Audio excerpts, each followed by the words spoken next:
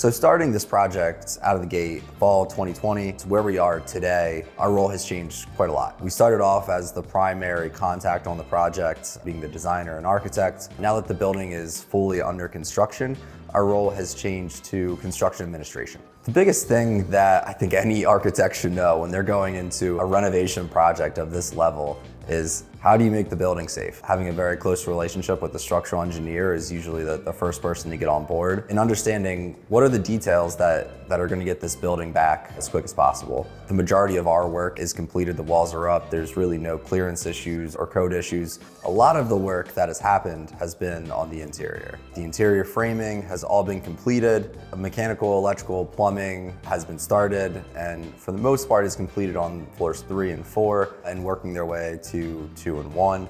Interesting part about how the contractor is working here is they're working top to bottom. This is a great way to have all trades work on the building at one time, completing one floor at a time, and the construction can move at a much faster pace.